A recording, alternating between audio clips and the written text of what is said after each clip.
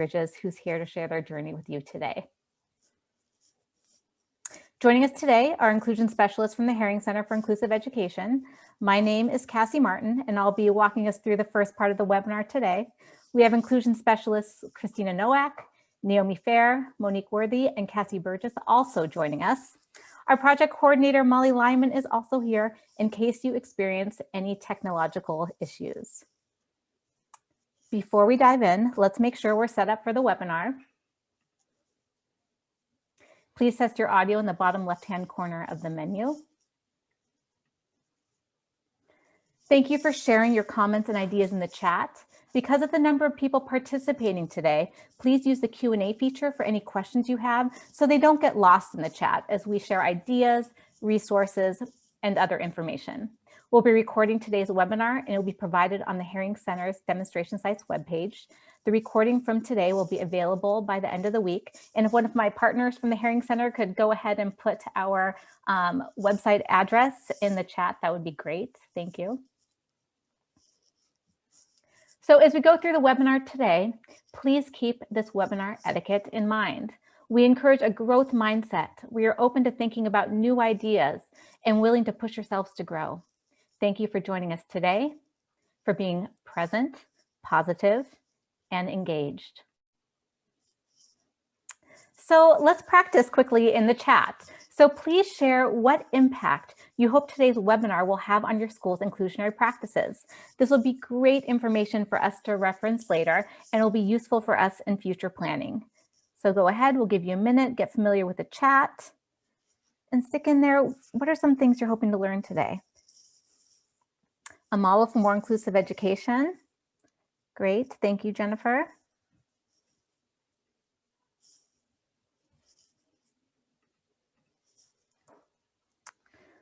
We'll need to come with real life examples of inclusion to share and inspire colleagues, bringing back to our school to share and apply in our own context. Excellent. How to bring these powerful practices to our school and how to start this journey in the first place. Well, Ruby Bridges is the perfect place to show how to start that journey. Some ideas on how to start schools with this idea. Keep these ideas coming. How to build an elementary school. We have some folks that are transitioning maybe from secondary to having an elementary school. So how to apply some of those concepts to what they've learned to an elementary setting. These are all fantastic, and we hope to be able to address all of these for you today. And we will be referencing these to make sure that you're getting everything you need from the practical applications, to how to shift your culture, to the structures and processes to support inclusive classrooms. And again, an enormous thank you to all of you for joining us today. So to start, just briefly, here's a little background information about the Demonstration Sites project. In the fall of 2019, OSPI launched the Inclusionary Practices Professional Development Project. And the Herring Center partnered with OSPI to coordinate and lead this part of the larger statewide project, which is creating model demonstration sites that highlight inclusionary practices across Washington state. And we are currently introducing our third cohort of Washington state demonstration sites. The Demonstration Sites project was developed to provide educators from around the state with the opportunity to observe inclusionary practices in action, meet with school teams, collect artifacts that aid in systems change, and learn about how to implement inclusionary practices in different school contexts. Our demonstration sites highlight the diversity in our state. They include urban schools, rural schools, and schools in some of our largest and smallest districts across Washington. In collaboration with Herring Center Inclusion Specialists, the original intention and future intention of this project is for demonstration sites to host visiting schools to showcase high leverage inclusionary practices.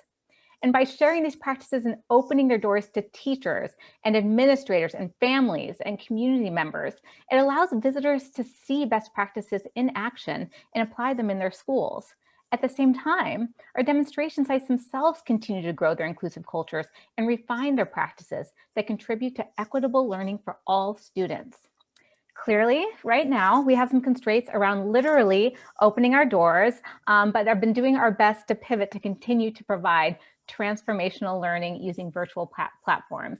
And this is how you'll hear about Ruby Bridges today. So before we get started, a few of our foundational principles that drive our model demonstration sites work. In education, we tend to focus on the problems associated with practices instead of examining what's working well, why it's working well, and how we can use that information to make things better. Taking an asset-based approach is a productive way for schools to leverage their strengths to become more inclusive. Also, inclusion is not a special education initiative, but it's a cultural shift in philosophy and practice. If we simply change the way we deliver special education services without considering the culture of the school or how all students engage in teaching and learning, we will never make the changes we need to truly impact student learning. Through the course of our webinars and by way of scheduling virtual visits with our demonstration sites, districts, schools, and communities can learn more about what steps are taken to make shifts to a more inclusive school. What's exciting about our demonstration sites, as I mentioned, they're in various stages of their journeys, but whether they're 1 year in or they're 6 years in, or they're opening a brand new school like Ruby Bridges, they all are on a path of continuous improvement. They recognize that as new students enter their buildings or join in virtually, and as they collect more information about the best way that students learn, that their professional practices need to reflect that learning in responsive and meaningful ways. We developed this project because we experienced the impact on visiting schools of seeing inclusionary practices in action, the feelings, the dynamics. It was such an effective way for visiting schools to really get why this works so well. And we experienced the impact on our demonstration sites by hosting visiting schools. But we have a different kind of story for you today, which we're really excited about. One from our third and final cohort of demonstration sites, Ruby Bridges Elementary School in North Shore School District, located in Woodinville, Washington. Ruby Bridges opened their doors this past fall in a virtual format, always with the intention of being an inclusive school, and they're going to share their journey with you today. And some polling so we know who's with us today. Let us know, administrator, counselor, parent, district personnel. Can let us know who's here.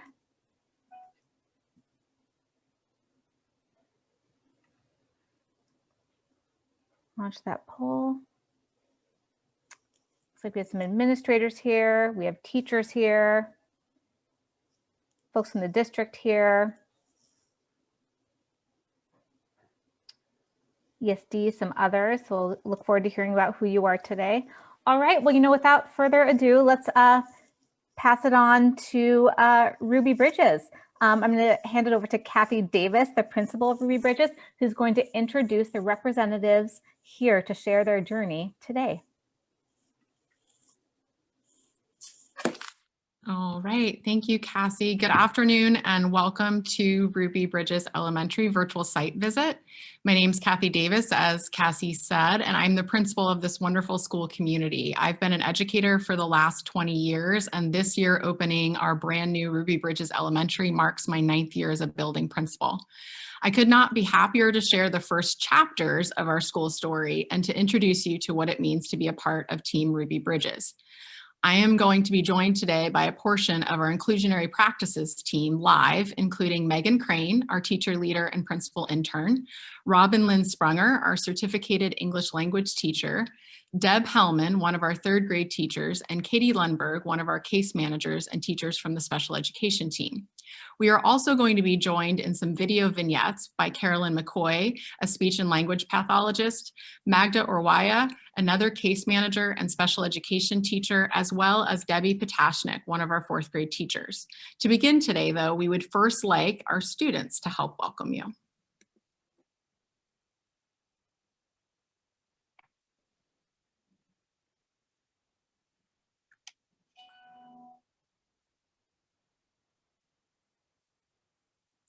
Katie, I think we're having a little bit of sound difficulty. Can you re-cue the video? Katie, you have to unmute.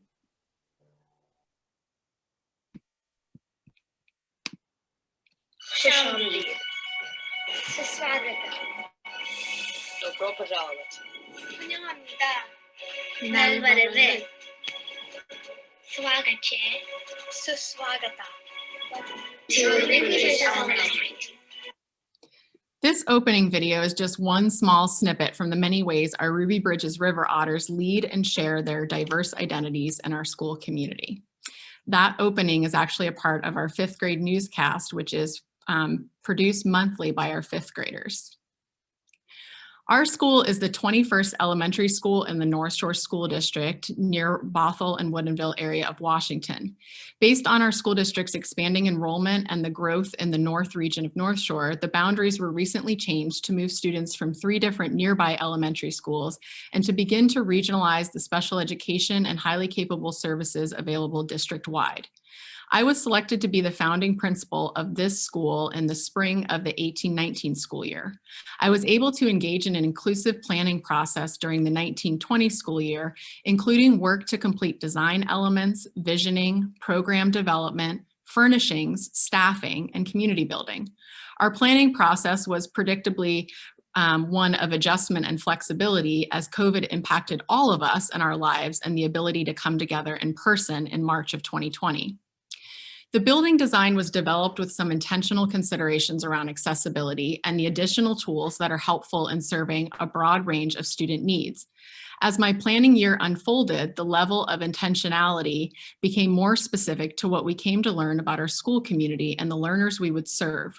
While not every school is a brand new school building, we recognize this great blessing to have a new building to learn within. Today, however, we will be highlighting many of the aspects of our work that we have done to create an inclusive space. Largely, our successes described today are not about this brand new structure, but about our intentional collaborative efforts, particularly since the Ruby Bridges Elementary School remains empty during our continued COVID remote learning in North Shore. Our school is home to a diverse learner population of just under 500 students. The demographic data shown in this slide represents the opening day student population, so it has grown since then.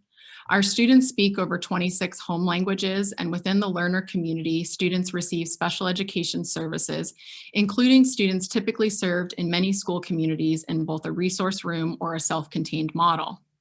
This specific data view is just to provide you with one lens to consider our school context.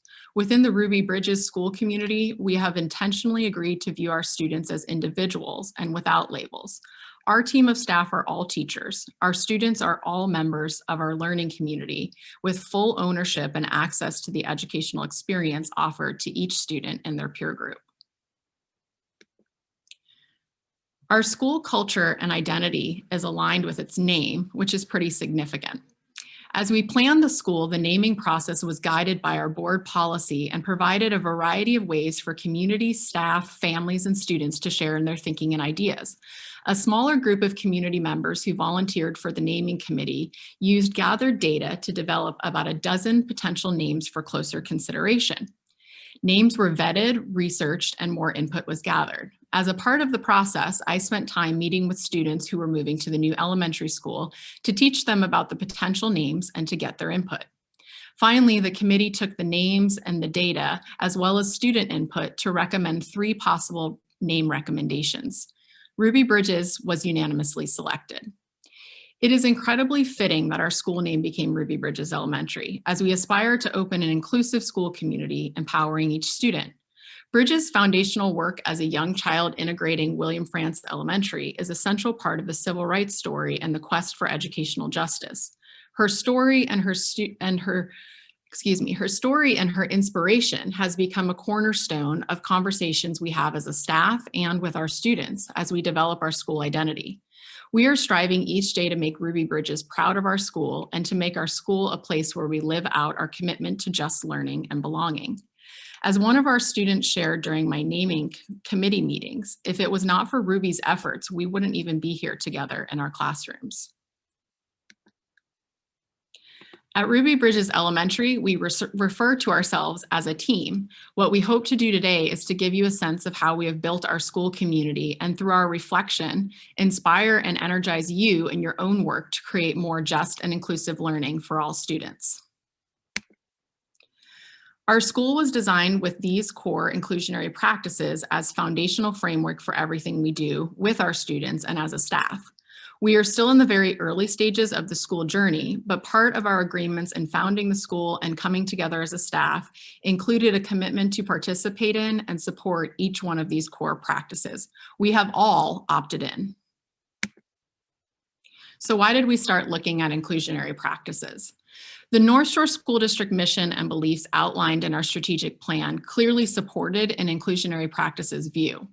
As our district has worked to grow its capacity and skills in supporting diverse learners and demonstrating practices that support them, inclusionary practices was a natural next step. Through support from district leadership and our school board, a specific commitment was made to move forward to embed inclusionary practices and inquiry-based learning into the school model design for Ruby Bridges. Based on my own experiences as a teacher and building leader, I was passionately committed to this collaborative work to vision a school where inclusionary practices could be central and where I could be a transformative leader partnering with staff to learn and lead together with our students. The visioning work to create the Ruby Bridges community and inclusive culture was really all-encompassing. In the planning process, each conversation was an opportunity for me to listen and to consider how we could leverage our collective energy, expertise, and experiences to intentionally provide another way to learn and grow with transparency. We're really excited about and committed to that learning journey. In the planning process for the school, I was particularly focused on building a culture of collaboration from day one and engaging with all stakeholders. Even though Ruby Bridges was literally under construction, what was really central to building an inclusive school was listening to each person who had a part of the story. I spent months meeting with district leaders, labor union leadership, department heads, community leaders, parents, caregivers, future students, colleagues, inclusionary practice experts, and leaders from other school districts who are engaging in similar work. The process was integral in understanding the ideas, concerns, and potential challenges ahead of us as we tried to develop the school community without boxes. I asked each person and group the same questions, seeking to build a data set for myself to make sense of. What do you hope for? What are you concerned about? And how will we know we are successful in inclusionary practices? I also needed to engage with my own values as a leader and my leadership journey. Both my leadership and my human experience is heavily influenced by Brené Brown's work on vulnerability and belonging. As I considered how to build an inclusive school, I was clear that it would require Brown terms daring greatly. To create a culture of belonging committed to justice would require us to be open, to listen, and to be creative. I began to talk about our process and our vision for the school as one where we wanted each student and family to believe we thought of you when we made this place. The more I listened, the more we listened, the better we understood how each stakeholder in our school community thought about our goals. We committed to doing more than thinking outside of the existing boxes and decided to get rid of them altogether when it came to teaching and learning. This element of our mutual commitment was integral. As we looked at our collective bargaining agreements and staffing models, as we made decisions, we were able to partner with leadership to build mutual understanding of how our team could work within agreements, but also be free to innovate and try new methods of delivering services and supports to students. With all of this work, partnership, and support, with a sense of readiness to work together and be open to possibility, we were off and running. I'm Megan Crane. I'm going to be popping in and talking a little bit about where we went from here. I am the teacher leader as well as Kathy's principal intern, and I do support a lot of the reading interventions around the school as well. So the development of a values model emerged through Kathy's collaboration and collection of input from stakeholders. A commitment to building relationships and a sense of belonging, upholding beliefs in a right to meaningful access to learning, and a focus on transdisciplinary inquiry-based opportunities for each student comprised the message Kathy shared in various presentations around the district. This was what we as potential staff members saw. For me, I saw the many faces of students I taught from kindergarten and transitioned to middle school, the ones who kept me up at night and who I think about and wonder about today. I remembered the hard conversations I had with families at IEP meetings where caregivers shared the pain their child experienced feeling different and othered. And I recalled the lower expectations and missed learning many of my students had to manage as they got pulled away from their peers for disjointed academic intervention. What Kathy was presenting was a chance to be a part of a school whose systems and beliefs were aligned with my own core values of relationships, belonging, and equity, where the box that I had tried to work outside of would be removed entirely, and I was all in. Our staff came together virtually in spring of 2020. Our first priority was to develop a mission and vision that we could all unite under, a statement that would establish the foundation for the work our community would be doing for years to come. Collaborating together as a new staff, unfamiliar with each other, to articulate our why, built this energy around what brought us all together in the first place, opening this new, amazing, inclusive school. We integrated our shared core values and beliefs and examined the language we use to describe our aspirations for our new school. Each, empowered, belonging, inquiry, compassionate, and global were all among common language used by staff. From our mission came our motto, bringing it to life in putting our mission into action. Prior to starting this school year, our staff continuously discussed and planned how to provide each student with opportunities that made our motto part of their core beliefs. In the slides coming up, you will see evidence of the progress we are making towards our audacious goals. Our motto can be seen in a way our students interact with each other. One of our first graders, who is good buddies with a second grader who uses eye gaze technology to communicate, asked him if he was going to our student leadership club. That first grader saw his friend as a leader, and there was no question about whether he could be a participant and a leader. We had a parent reach out about whether their child with disabilities would be able to participate in the same leadership club, as this had not been something that was previously accessible to them. The answer was yes, of course. And really, we are designing this with your child in mind. There's a place for each of our students at the table. No one belongs here more than you means that we will work to make sure that our opportunities for engagement, participation, and leadership at our school are all accessible to each student, no matter what. And the way we make this possible is through partnership with our families and community. We as educators cannot do this work alone. We need the expertise, the stories, and the voices of our families. We will now share 3 staff members' perspectives on choosing to join this team and what inclusionary practices, an inclusionary practice school means for them and their work with students.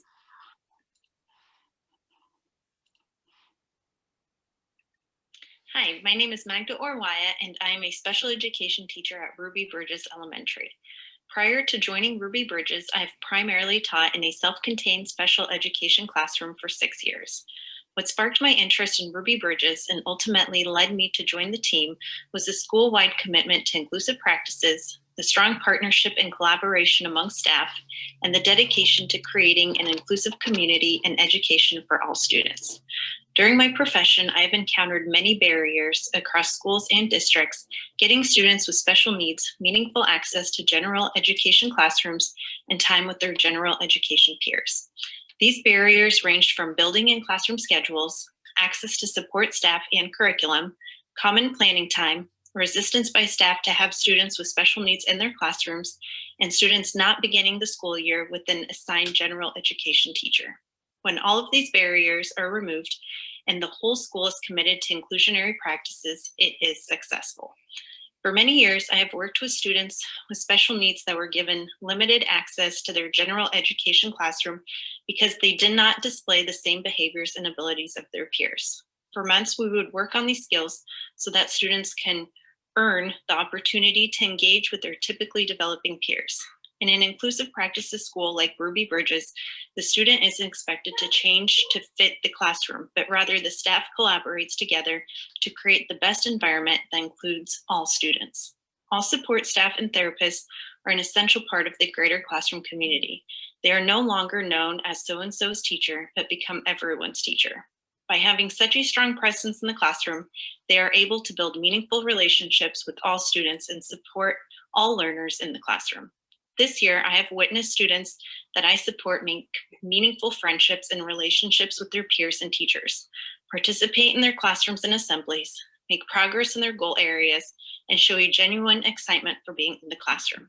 I am very thankful to have the opportunity to be a part of this team and watch the positive impact that inclusive practices have had on all students. Thanks. Hi, my name is Magda Orwaya, and I'm a special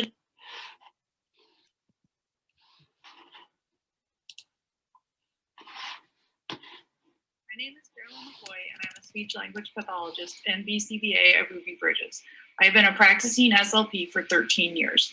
I chose to come to a full inclusion school for the opportunity to do something different in my profession, to look at the practice and service delivery of a school-based speech therapist and make needed changes. For many of our students receiving special education support, I believe that communication training and delivery should be taught and acquired in the most naturally occurring context, in the classroom with their teachers and peers. I often found a disconnect between individual pull-out therapy and the generalization of skills. What Ruby Bridges offers is the opportunity for all members of the school community to become communication partners as well as trainers and teachers.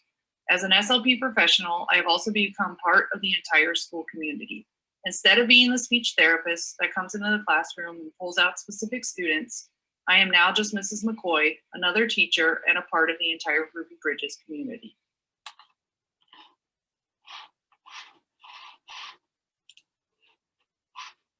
My name is Carolyn McCoy, and I'm a speech language.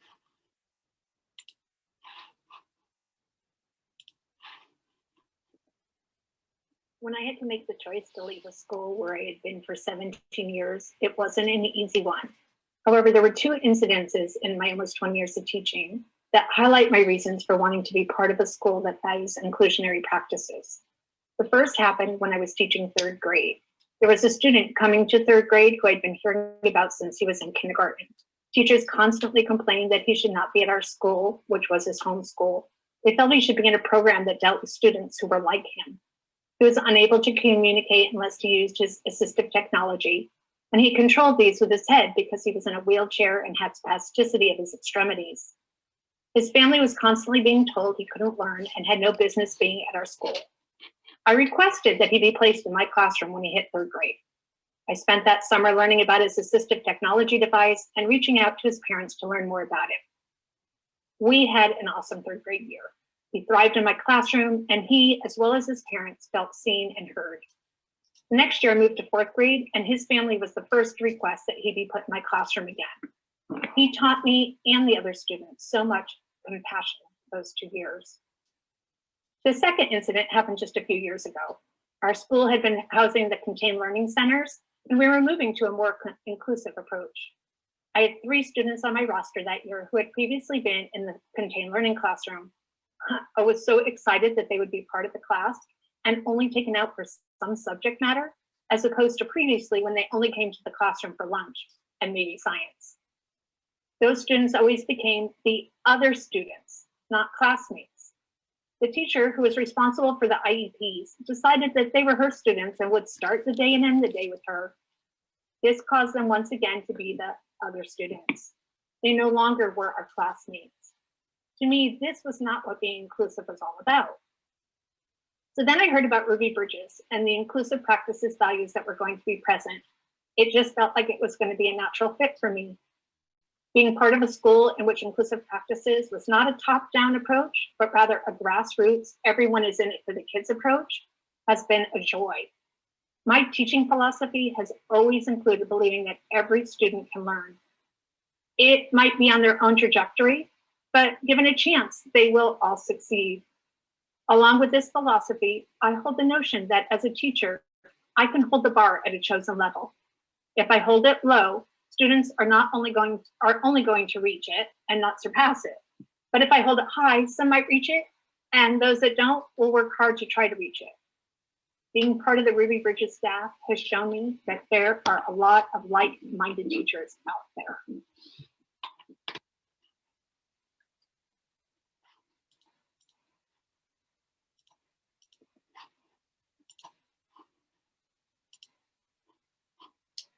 As Kathy shared earlier, our school's namesake, Ruby Bridges, has been a powerful inspiration for the staff and the students as we've worked to build this inclusive community. Our planning process for opening the school required a lot of adjustments and quick thinking flexibility when it became evident that we were opening a building completely remotely with about 500 students we had never met in person. As a staff team that had not all been in the same place, and that we needed to find a way to build a new school identity together in these unique circumstances.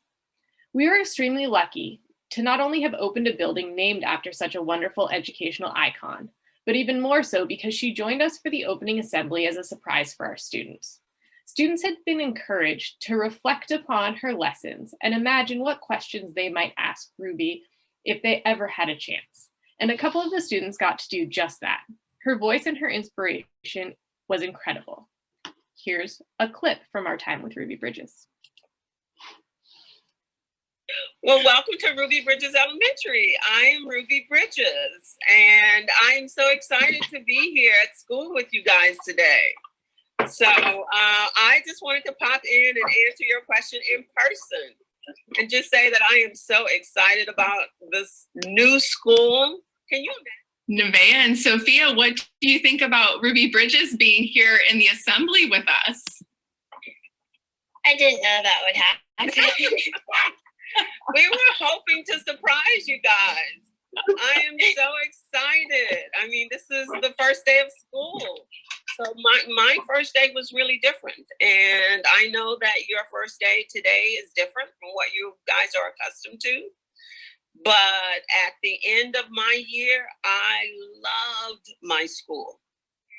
I was wondering, what would you tell, or what advice would you tell girls like me of color living in the world today? I believe that all of us as kids, that we can get along and that we really need to try to do that. You know, right now, I think things are so different in the country. Why don't we set an example for the adults? We can show them how we need to behave, don't you think? Yeah. Absolutely. I think what we see happening now in the country is that people are trying to separate us back again. And we shouldn't let that happen. And what we need to do is to fight that in every way possible. And I believe that kids can have a role in that. And the way that you can help us to make sure that we stay together and that we are the United States of America is that you guys have to stay united. But kids can actually set an example for grown-ups. And in Ruby Bridges Elementary, I hope that you guys had an example for grown-ups. Not just your teachers, but for visitors that come into your school, for people who look into your school virtually. I want you to set an example because that's what my life is about. Such an amazing way to start our school year. Our first time seeing a lot of our students, and most of our students' first opportunity getting to see our building even just by pulling through the parking lot was when they came to pick up their River Otter welcome kits. And the extra work and effort that it came all masked up in little chunks of time here and there in August allowed our teams to work without any of the regular boxes that we see in schools frequently. This red box on this slide is a kit that our OT team put together for students who needed to practice fine motor skills at home. And all of our grade level teams worked to make sure that any materials that they put in their bags were accessible from the start to all of the students in their classrooms. These kits not only were a way to say welcome to Ruby Bridges, but it was a physical manifestation of the "you belong here" part of our motto. We wanted every student who looked in this bag that had their name tags and their personalized bookmarks, notes from the principal, notes from their teachers, that had their name on the outside ready. This isn't just a random bag that was made to start the year, but this bag was made specifically for you. We have worked really hard this year to focus on both windows and mirrors for our students. We're looking for opportunities for them to see themselves in leadership positions, to see themselves in their classmates and in the materials used in our school, and also that they're opened up and exposed to experiences and people that they may not have had a chance to interact with before. This is the welcome from our December assembly that shows a couple of our students doing a wonderful job of greeting the schools, being windows for some and mirrors for others. Myra Broaders. Hi. I am Ben. I am in first grade, and this is my friend Elliot. He is in second grade. And he is my friend. I'm Elliot, and I'm in second grade. Hi, I'm Mr. Bill, and I'm one of the teachers at Ruby Bridges. Enjoy the assembly. So for some of our students may have never interacted with someone who uses a wheelchair or uses a technology device to communicate, especially not in a leadership role like this. And for them, Elliot's greeting was a window to part of the world that they hadn't experienced before. And for others, specifically those in our school who do use communication devices or wheelchairs, he was a mirror reminding them that they're capable of and welcome to be leaders in our community. In addition to these informal opportunities for leadership, like in assemblies, we opened up our official student leadership club, which Megan talked about a little bit earlier, to all students. Instead of leadership being something that students were voted into or we had a certain number of slots to fill, we really wanted to empower our students and to bring our motto of "You are a learner, you are a leader, and you belong here" off the page. Historically, some students and groups have been disengaged and disenfranchised by leadership processes in schools.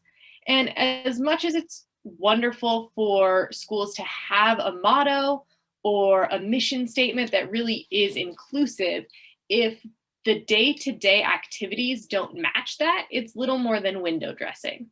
So we had between 450 and 500 students in our school, and over 100 of them signed up to be in our leadership club. Students from every grade and students with a variety of needs all have volunteered to be a part of this and have gotten to be in an official leadership role, which really has blown us away and has shown us how empowered our students are feeling and how engaged with our school, even though they've never been in the doors, many of them are.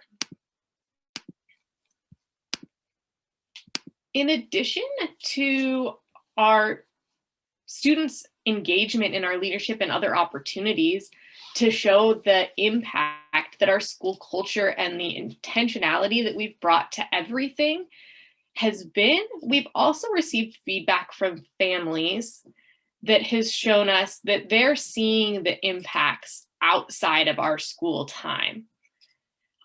This one particular parent said, "Your compassion and excellence have made a very difficult time bright and full of love for all the students that you serve. My child is thrilled to be a part of that culture and continues to thrive during a very challenging time. And I feel I owe you a great deal of gratitude for that." And it's nice to hear that all of the hard work that we're putting in, all of the time that we're spending proactively to ensure that the activities we're putting together and the assemblies that we're having students lead, that all of those things are engaging with a wide variety of our students and that everyone is knowing that they are a valuable member of our school community. This process, though, isn't limited just to things like assemblies where these students are collaboratively reading a poem on Martin Luther King Day, or in December when we had students all share a quote about snow in their home languages, but that also we are inviting parents and families and the community that they are also a part of this school and that they are in, regardless of who they are and where their background is from. And Katie, if I might interject for a moment, I'm the EL teacher at Ruby Bridges. And I remember that moment at that winter assembly where the students were talking in their home language. And even though kids were supposed to be muted on Zoom, of course they're not. And you could just hear the excitement. And I speak that at my house, and that's my language. And it was just such a feeling of affirmation, and it made me feel so proud to be a part of this inclusive process. Yeah, thanks so much for sharing that, Robin. That's exactly those spurts of inspiration where the kids can't contain how excited they are to be a part of our school is one of the coolest things to see. And whether that's during assembly or during the 5th grade news that you guys saw the welcome to at the beginning, when students recognize that the things that make them different and unique are truly being celebrated and there's something to share and to show to everyone proudly, it's a super cool thing to watch. So we have been working with a book called Just Schools by Dr. Nishimaru, and really focusing on some of the elements of that, particularly centered around family engagement. And Kathy's going to talk a little bit more about what that has looked like coming off the page. Thanks, Katie.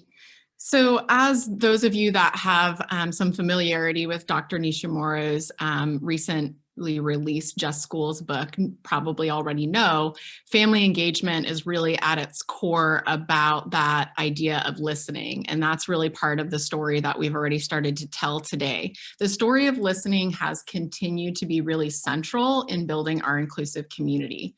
While we are remote, opening up opportunities for parents and caregivers to come together in affinity groups, such as our home language specific connection meetings and our Black student and family meetings, has created a safe and welcoming space for dialogue. Grounded in that particular text, as a principal, I have set up these meetings with deliberate open time and absolutely no agenda. I open the meeting and let those that are attending know that I'm just going to take down information about who's attending and to jot down notes or questions that are raised and just really to listen. Each one of the meetings that I've held has organically had different topics that have come up that have built connection between myself and our parent and caregiver community, as well as between community members that show up and meet each other in that context.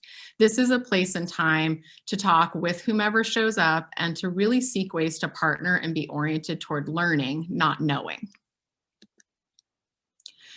One of the other aspects that we're lifting off the page in building that windows and mirrors aspect for our students is that each month our work is including our principal read aloud time, which I do by grade level. I always did this as a principal when I was leading at other school buildings, but this year in particular, each book title is being selected to help build our collective understanding of our school goals, to achieve inclusive community and a foundation of belonging. So lots of thought is put into what windows and mirrors we present to students, and the fact that what I'm presenting as the building leader is a powerful model, not only for my staff, but a powerful message to my students that I see them and I recognize their value. The time I get to spend with students is central to the inclusive practices model because it's also a time and place where students can connect with me, and I can ensure that they see themselves and that they see me as a receptive leader learning alongside them. So the next piece of the puzzle in cultivating an inclusive community was really just thinking about having a school for each of us. You'll notice throughout this presentation and in our value statements, this statement including the word each. That's very intentional. Oftentimes when we say we're including everyone or all of us, we lose the individuality of our students or whatever group we're referencing, and sometimes it allows us to gloss over the nuance that's important in thinking about an inclusive environment. Our school building design employed principles of accessibility and removing barriers throughout. The next few slides will show some of the fully accessible playground spaces that we have. We've recently been able to actually open this element of the school to community in the afternoons, evenings, and weekends, which has offered a chance for us to see how transformative having a safe and accessible walking path and play area for students with mobility and vision needs can be. One parent recently shared with me that the fact that her child can navigate across the playground without using stairs at all is truly impactful to his access. In the previous slide, what you also would have seen and may have kind of cued into is that our opening celebration included 2 of our 4-legged service animals. Embedded in the work at Ruby Bridges is this work to help our students and staff understand that tools are available for all of us and that using using tools is actually a really powerful way to navigate the world around us. So our service dogs showed up and helped untie the ribbon for our playground and are a very visible reminder to students that all of us are leaders together. Our playground space is also one where we thought about how the engagement of students in play and social connection is essential. We incorporated open spaces for students that are differently abled and may have mobility and access concerns. We also embedded tables and shaded areas to help some students not yet ready to engage in play, or students that potentially may have sensitivity based on medical needs or fragility of some sort, where they might need to be alongside peers and in proximity so that they could engage and connect, but not necessarily right within the play structure itself. We're particularly excited about how we were able to embed a wonderful idea from the speech language pathologist team in the North Shore School District, and specifically at Woodmore Elementary in our school district, into the communication tools we made available outside in our play area. Our playground space will have 3 strategically placed communication boards to support the full range of learners and communicators in our building. This is a powerful example of how we have worked to put the tools where the students are, rather than having students who need tools need to be separate, and to make embedded support a way of life and a way to dismantle barriers. We are consistently looking for ways to reflect and engage with the identities of our school community members. As we shared, there are over 26 languages spoken by students at home. All of them are represented on welcome windows and signage within and around our main office. In addition to that, our welcome signage also includes a welcome from the Native Indigenous peoples who really, truly own the land that we are seated on. We worked with our families to ensure that everyone was included and that their welcome was correctly written. It turned out that this was a really powerful and wonderful team building experience. Many parents felt empowered in that process to then contact some of the online tools that we were using to let them know that what was coming up in our Google searches and other translating tools was not quite right for the kind of context that the word welcome might be used in.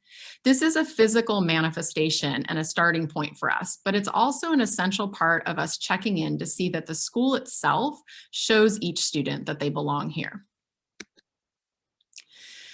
As we removed the boxes, we thought about how we can ready the general education setting for each student.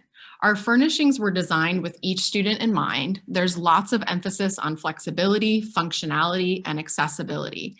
Again, what we wanted to see in each one of our classrooms and community spaces was this idea that we thought of each student when we made this place.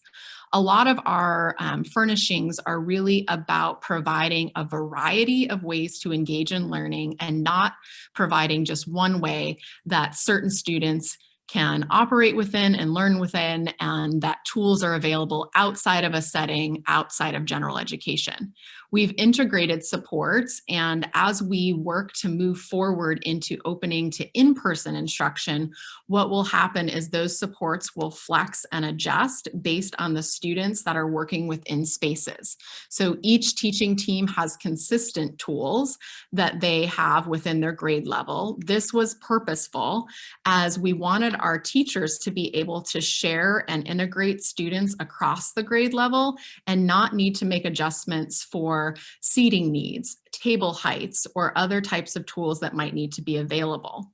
We also thought about the fact that the best way for us to have flexible service delivery was to ensure that no one was siloed in their process of supporting students. So we removed labels on rooms. We don't have a resource room. We don't have self-contained learning rooms. We have classrooms.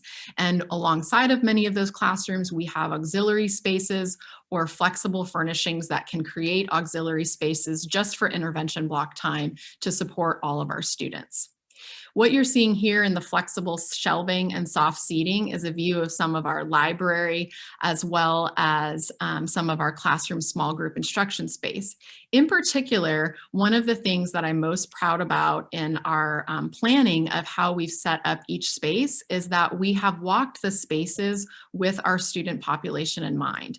It's not enough to be a building that says students belong, when in reality, certain students cannot navigate that building or cannot navigate navigate the aisles of the library or open a door or find their way into a space without needing support. So we spent a lot of time really thinking about how we could remove every available barrier that we could come up with.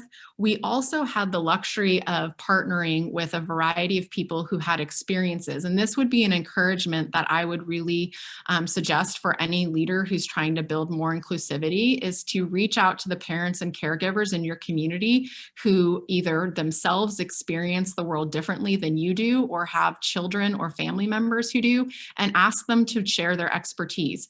I have yet to find a parent who is not willing to walk a campus with the eyes of their child who might experience the world differently than me, and oftentimes it's such a powerful bridge to that collaborative exercise that really is the educational process. So as we were laying the groundwork, and as we've shared already, our core values and beliefs were the essential components for building the school community and culture. We planned and worked to implement the inclusive practices core to Ruby Bridges, and our beliefs are constantly referenced as a checkpoint in decisions and how we engage. We are definitely not perfect and we do not have it all figured out. We are committed to maintaining these beliefs and agreements shown here about how we will think, talk, and aspire in our work with children. What we have done now is developed and started to implement our multi-year vision and plan. Much of what you've heard so far is really about our planning process and the starting point for implementation of an inclusive practices model. After the planning process, the operational opening was a really big shift of thinking and how to lay a foundation for the entirety of a school culture, but to do so remotely.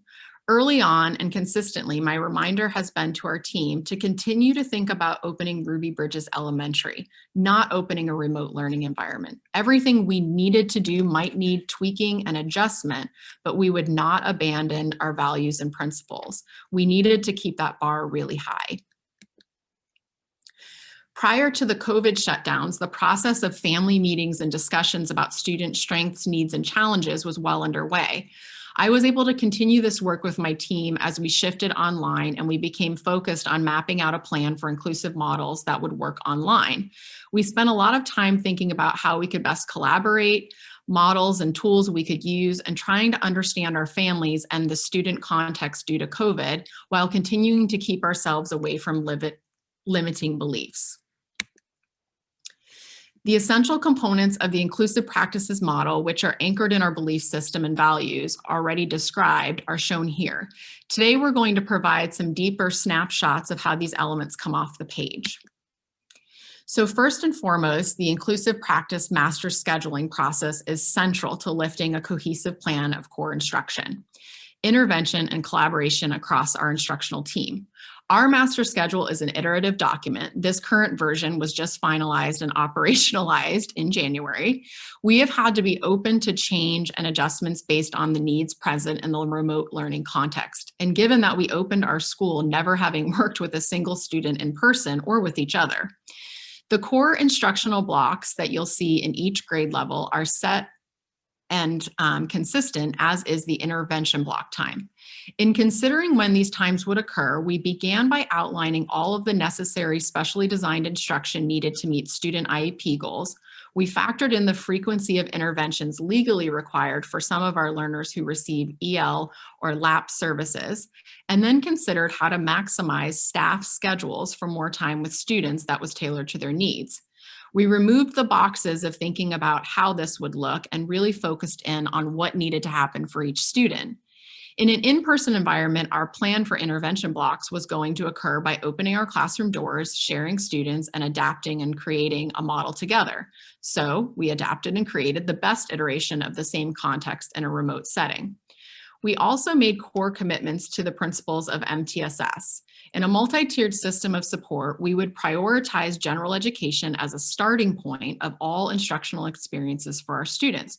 We would not replace core instruction with intervention or specially designed instruction, but we would instead layer instruction interventions to support students.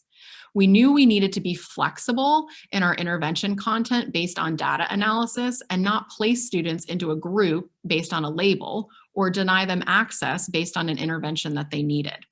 We would not wait for students to struggle long enough to be a candidate for evaluation and a new label. This mindset is a game changer.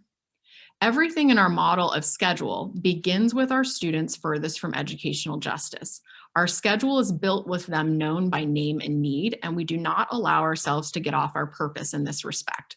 This is in contrast to some scheduling plans, which might start with when a team prefers to teach a particular subject, or might be based on a specialist schedule.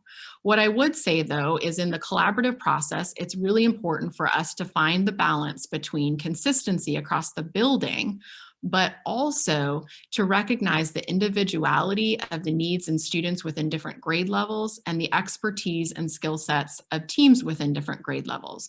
So during our master scheduling process, we met in teams and discussed all of the pros and cons of the proposed schedules, the suggested adjustments, and then tried to be very vulnerable and transparent with each other as we tried to lift the schedule off the page. This next view is a close-up of how intervention comes together. It's just one classroom in the remote setting with 3 different adults who collaborate to support student needs.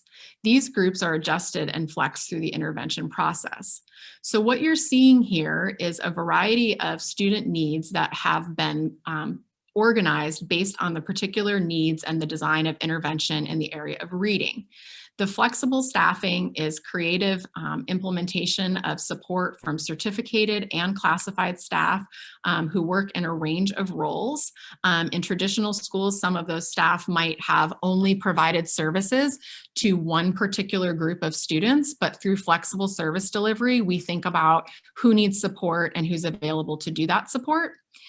In the skill-based groups, what we're not able to show here more specifically, but want to make sure that you're inferring and looking at it, we're really thinking about the skills that we're focusing on for intervention, not labels. So group A is not representative of a group that specifically is students served with IEPs.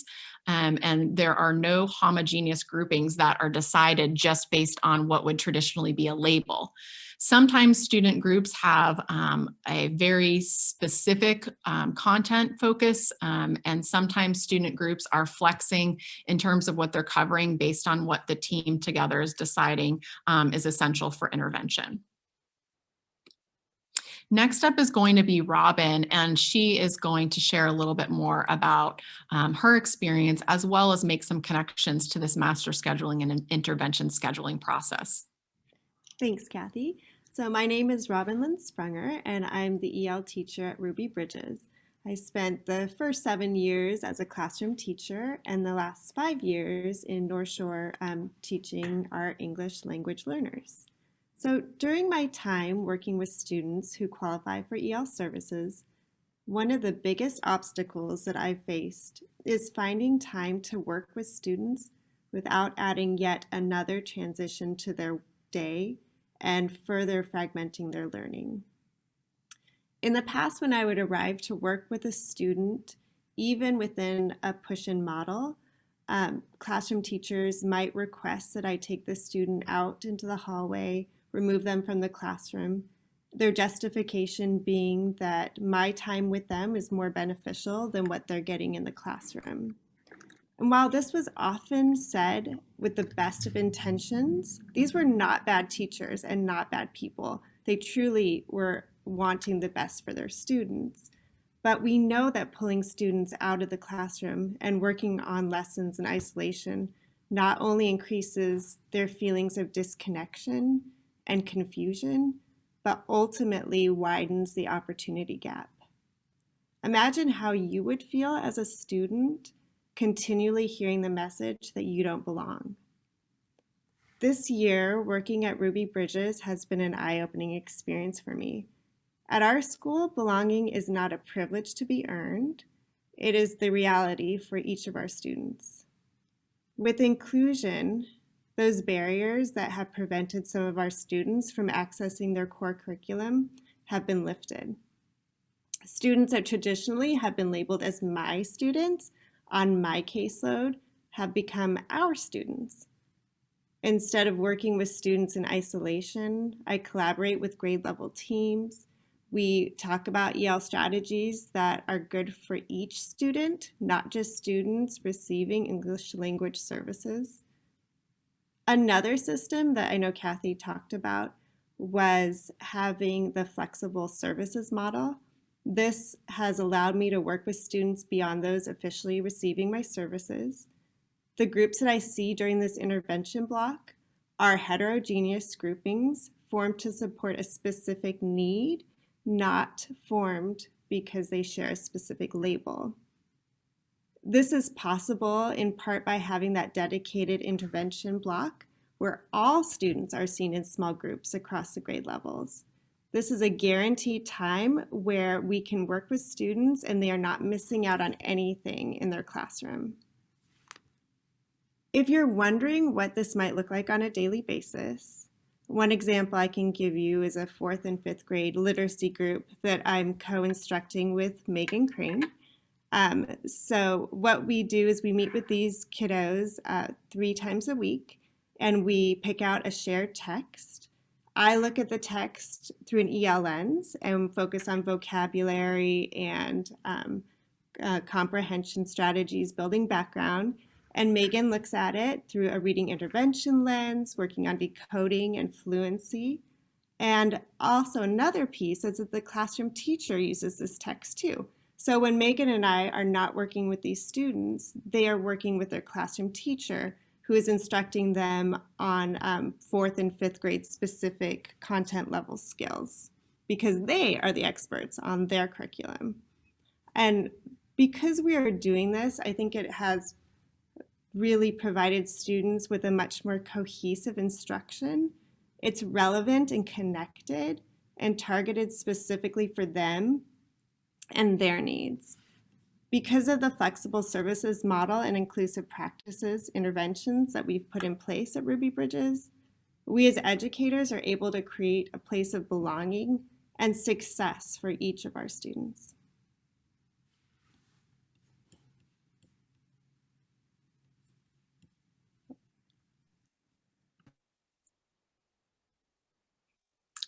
Hi, I'm Debbie Hellman, and my name is Deb Hellman. I'm a 3rd grade gen ed teacher. I loved working at the school I came from. For several years, my inclusive classroom was a space for students to push into my gen ed setting from other classrooms.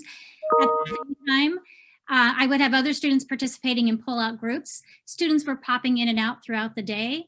Although this model created many positive outcomes for all students, it sometimes hampered full student access to complete grade level lessons, reduced their willingness to fully engage because they knew they were leaving within a set amount of time, and often made it more challenging for them to complete projects started in the general ed setting. When given the opportunity to move to a full inclusion school, I just had to do it. I wondered if this could broaden or deepen positive outcomes for all students. Being a part of the Ruby Bridges as a full inclusion school has made the gen ed setting the classroom for all students all the time. Even though Ruby Bridges has had to open our new school completely online, we have prioritized support for each student to experience academic and social emotional learning in the general education context. We collaborate to provide instruction, specialized supports, and rigorous challenges for students through teaming and providing differentiated instruction. I know the whole school is doing this, but my experiences with my 3rd grade team of 3 gen ed teachers and several other teachers and staff who push into our Zoom rooms to support student groups. We're passionate about shifting our mindset from our homeroom classes to our shared 3rd grade classroom of 63 students that we all own. With this in mind, we selected furnishings that match and have organizational systems amongst our individual classrooms to support student movement between rooms once we're back in person. We expect to share students. We're getting to know the story of each of our students. We meet regularly to talk about them, share their data, social needs, talk about engagement levels, to plan, reflect, and to refine our instruction. Even though we're still 100% online, we're still sharing students. Right now, we have flexible intervention groups based upon specific student needs. We have small guided reading and writing groups from levels K to Q, multiple phonographics groups, targeted word study, and math intervention. Students are supported in these small groups based on identified need. We are in our second 6-week rotation. Having everyone in the grade level participate in small groups at the same time has been a game changer. Every third grader gets to participate in small groups that meets them where they are. My team has seen an increase in engagement levels and in academic growth. Teaming and sharing students in this way has proven to be a very powerful tool. To shift a little bit again, I am a special ed case manager. Particularly, I have students on my caseload who in most buildings would be in a self-contained classroom. These are kids who have not historically spent a lot of time in gen ed, and getting their families to understand that we would be able to support their needs in that setting has been a big part of this process. Instead of being the special ed case manager where I am the one who has everything that my kids need, all of their schedules, reinforcers, tools that I dole out to other teachers around the building for little bits of the day where they're included, my students are primarily in their general education classroom. Like Deb was just saying, they don't think of themselves as my kids. They're Deb's kids, they're Mrs. Sprague's kids, they're Mrs. Hannah's kids. They identify with their classroom and are building really important and significant relationships with both their gen ed teachers as well as their classmates. We looked very strategically at all of the IEPs before the school year even started to make sure that we would be targeting the students' skills and their needs in a way that allowed them maximum access to the gen ed time. So through the Zoom setting, we've had to do more small group and one-on-one that are only students receiving special ed services because of the difficulties that many of our kids are having with interacting and engaging with the online platforms. But we're really excited both with the progress we have made so far in increasing their time with their peers, as well as the possibilities we have and the programs and systems we have in place for when we are back in building. So I have a caseload of 10 kids, and just to give you kind of an idea of how their day has shifted, prior to this school year, they were averaging about 18% of their day with their gen ed peers. And a lot of times those minutes were coming in things like recess, maybe lunch in the classroom, specialists for some of them, but not any of their core instruction time.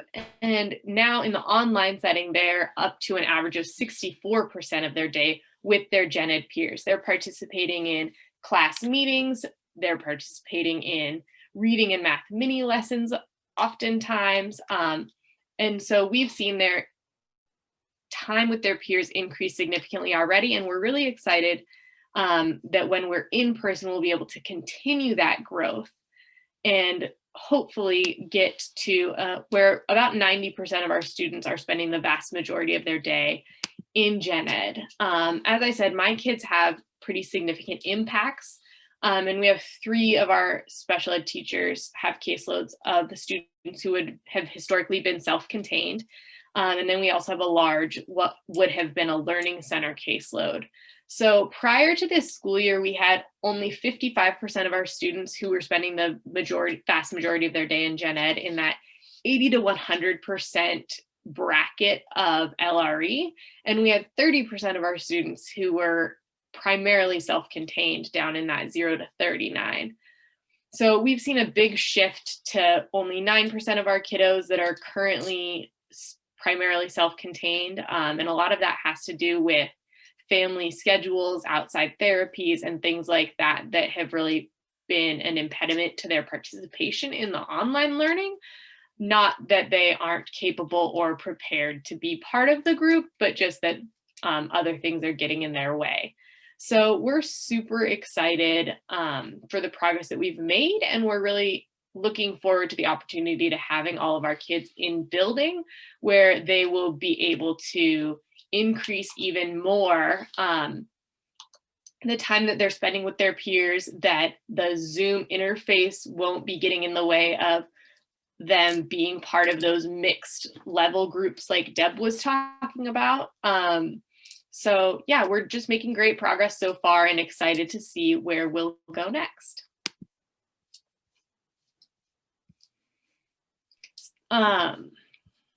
One of the ways that this increase in general education access is possible is through Universal Design for Learning.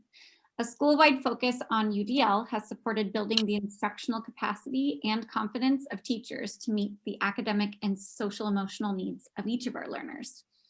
The continued work in remote learning offered an opportunity and really a need to leverage technology tools to support multiple ways of representation, engagement, and action and expression.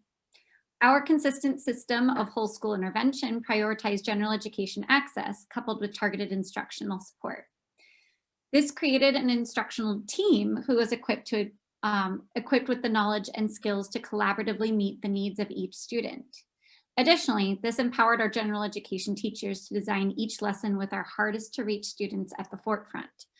The question was no longer, what can this student do while we are doing this? It was, how do I ensure each of my students can access this learning? So some of our high leverage moves were placing education at the center of learning, developing a master schedule around intervention blocks and grade level alignment, driving decision-making with data, focusing on student need, and guaranteeing intervention complements core instruction. Were all the things that we prioritized at the beginning of our journey and continue to prioritize.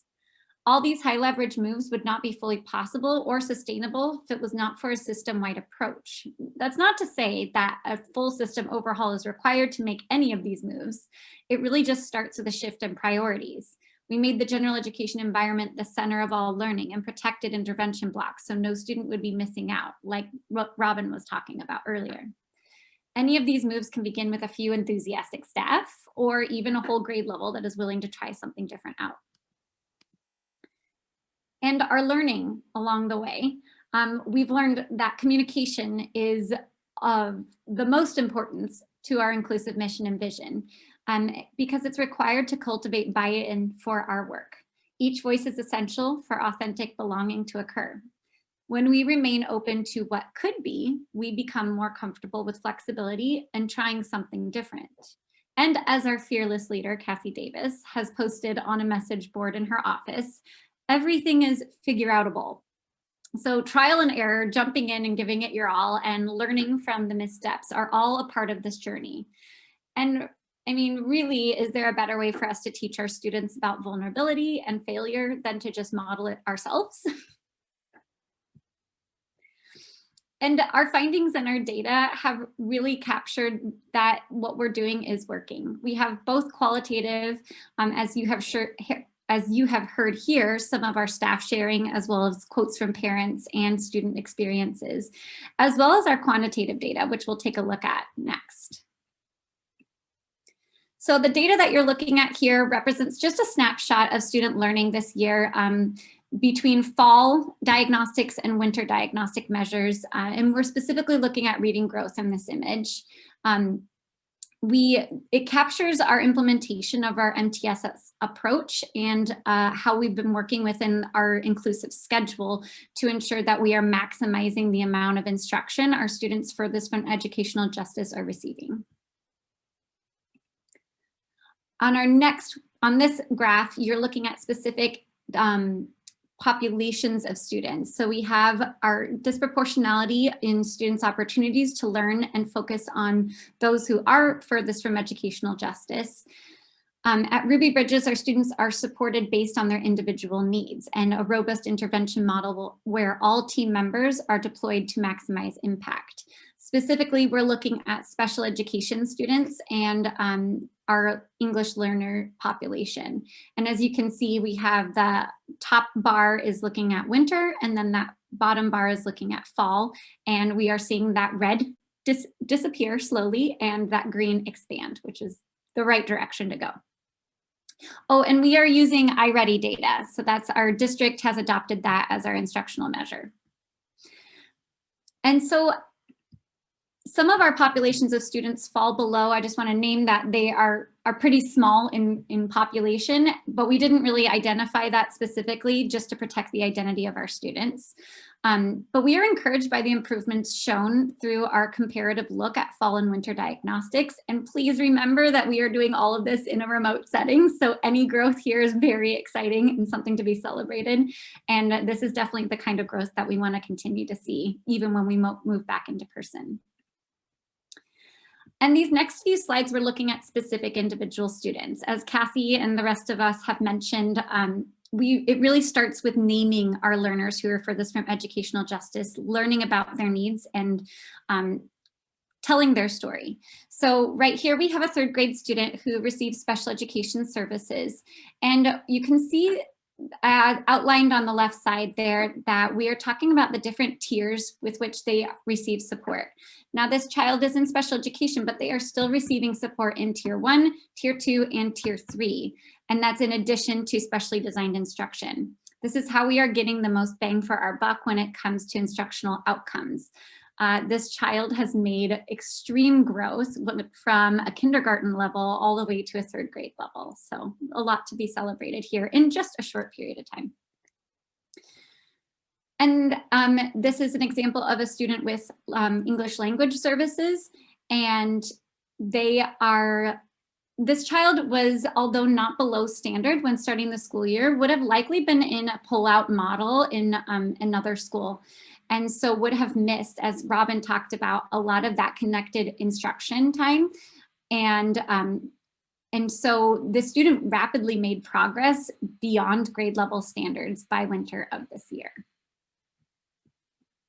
And our last student that we'll be talking about today is a 5th grade student who also receives special education services. And as you can see, made a huge jump in their growth in reading from a 1st grade level to 4th grade level. So getting close to reaching standard in just a short period of time. And it just shows an example of some of the rapid progress that we are seeing when we have interventions that are specifically tailored to student needs. So our takeaways are continuing and vast for us as a team beginning this story. But what we really wanted to close with today is just really reflecting on where we started and where we're going. Just inclusive schools require consistent commitment and effort to create and sustain. Much of what makes a truly inclusive educational experience for our students is impacted by the structures, systems, strategies, and the potential barriers we either create or dismantle. At the heart of Ruby Bridges Elementary is belonging. We are constantly checking ourselves and our work for achievement of our motto. We ask ourselves, does this demonstrate our belief that each person is a learner, a leader, and belongs? Our learning and our recommendations to any team considering inclusive practices shifts are first to interrogate the decisions, voices, and structures within your school community as a starting point. Are you who you say you are in your mission?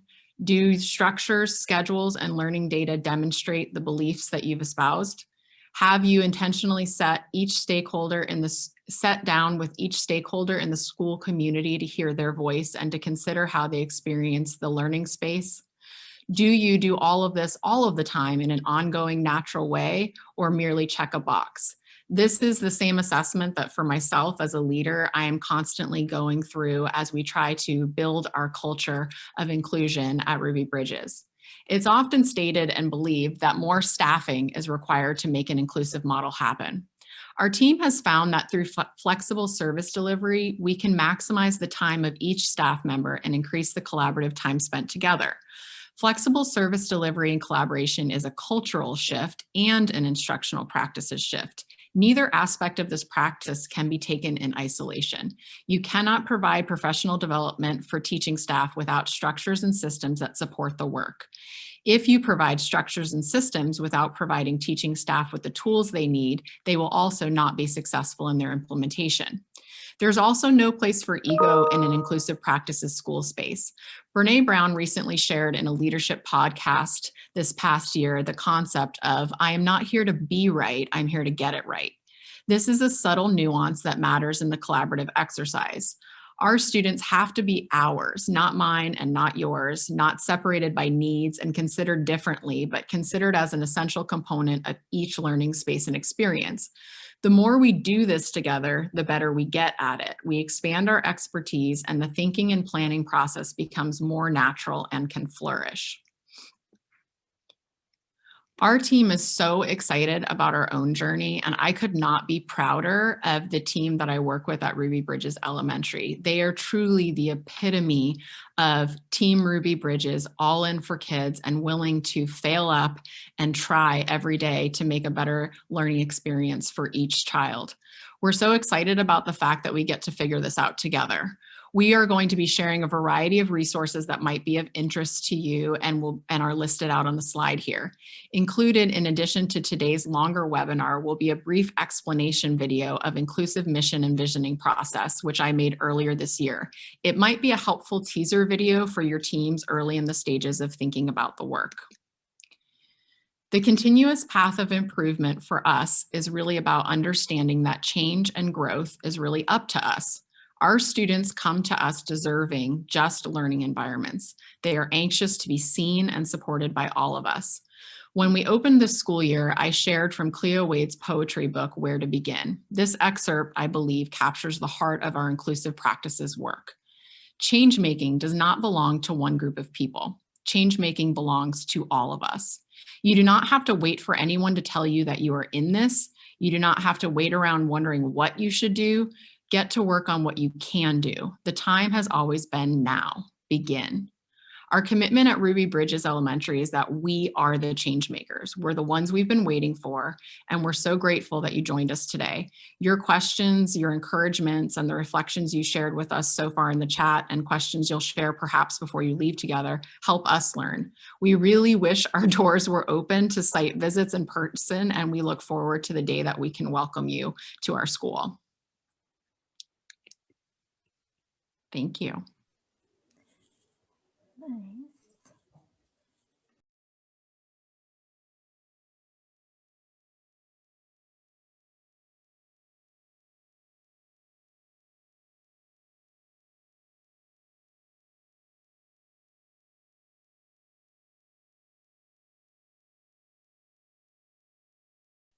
While Cassie's queuing that up, I'm going to check the chat and see some questions I think that are there. Yeah, so a tremendous thank you to Ruby Bridges for sharing their journey today. We want to do a quick share in the chat. What are some systems, culture, and or leadership practices you heard about today that support inclusive schools? And what are some initial steps you can take back to your school? So please go ahead and take some time to answer those questions in the chat. I'll read back some of the answers as they come in.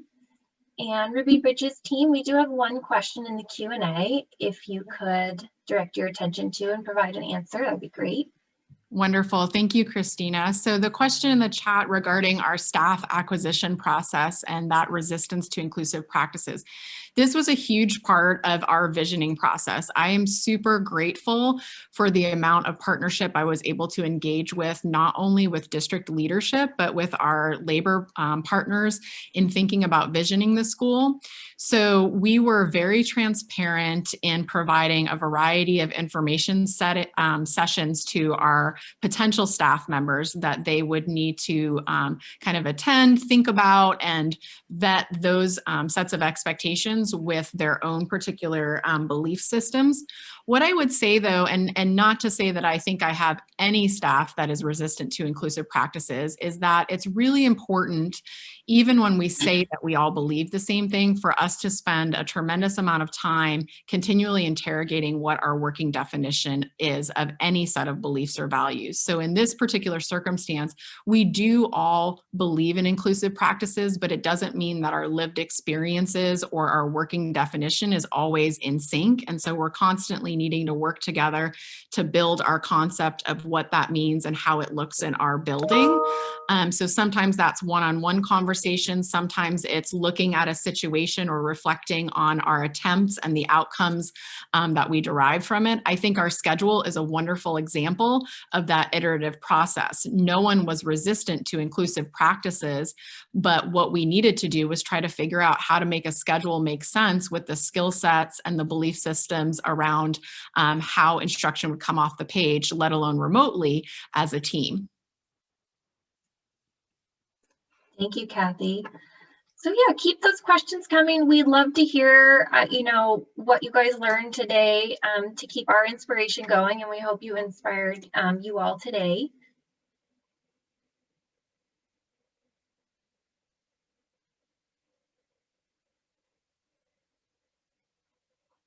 And another thank you to the team at Ruby Bridges for taking us on your journey so far and highlighting some of the key inclusionary practices.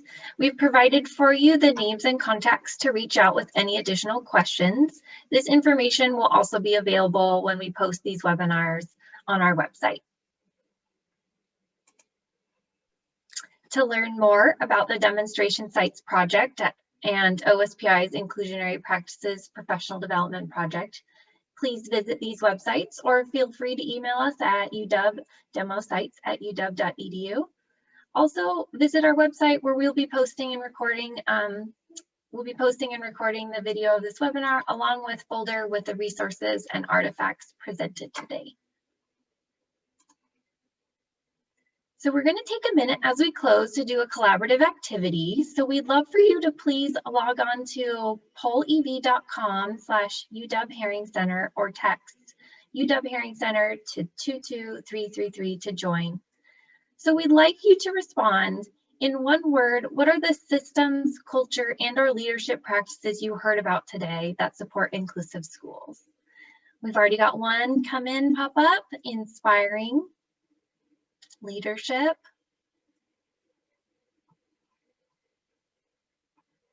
and as you see, the words will get bigger if multiple people have the same word to share.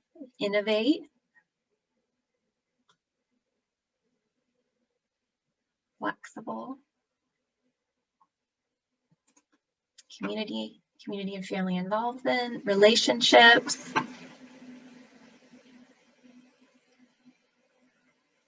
passion, collaborative, belonging,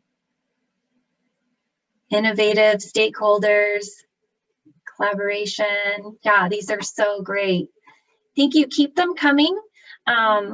We love to provide this to our demonstration sites as feedback, and it's a great little word cloud for you guys to hang up when you can be in person again. So thank you to OSPI and CSTP for their partnership in this project. Another thanks to Ruby Bridges for your inspiring work. Thanks to all of you for joining us today to learn more about inclusionary practices and for envisioning how you might take some of what you learned today and apply it to your schools.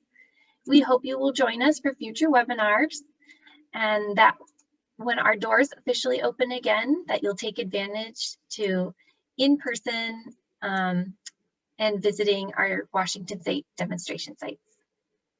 Thank you all again. Thank you so much. It was a joy.